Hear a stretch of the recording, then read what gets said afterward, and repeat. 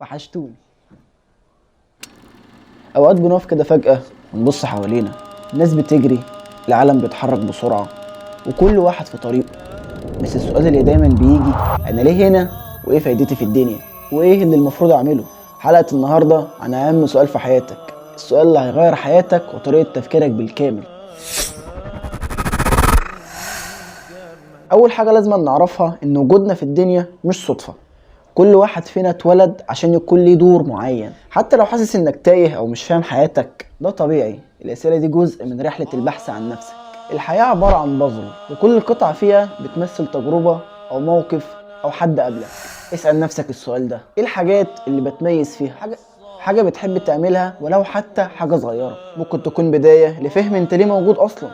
انا لما سالت نفسي السؤال ده لقيت اني بحب صناعه المحتوى، ولاقي نفسي في المكان ده حاسس ان ده طريقي. حتى لو ما كنتش شاطر فيه دلوقتي، مع الوقت هكون اقوى.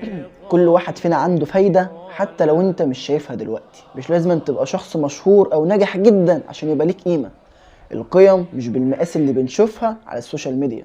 فايدتك ممكن تكون في كلمه بتقولها لحد تشجعه، فكره بتشاركها بتغير بيها حياه حد، او حتى تكون شخص بيعرف يسمع الناس. انت مؤثر اكتر مما تتخيل، بس لازم تكون مؤمن بده.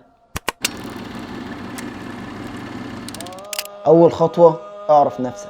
فكر في الحاجات اللي بتحبها واللي بتعملها كويس، مش شرط تكون شاطر فيها، مفيش حد بيبدأ محترف. تاني خطوة، جرب حاجات جديدة حتى لو مش متأكد منها. التجربة هي اللي بتوصلك للحاجة اللي بتحبها.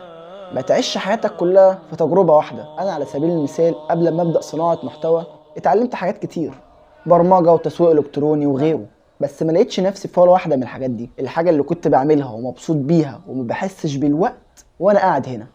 تالت خطوة، ساعد غيرك. لما تبدأ تشارك اللي عندك مع الناس بتحس بقيمة أكبر لحياتك، بتحس إن أنت مؤثر فعلا. واخيرا، ما تخليش الخوف والاحباط يوقفك. كلنا بنغلط وكلنا بنتعلم.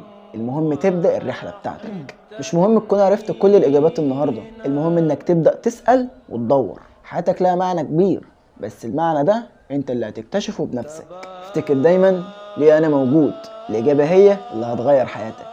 واسعى، السعي هو اللي هيوصلك. لو عجبتك الحلقة ما تنساش تعمل لايك واشتراك. اشوفكم على خير، وما تنساش تقولي في التعليقات انت مؤثر بايه في حياتك. سلام.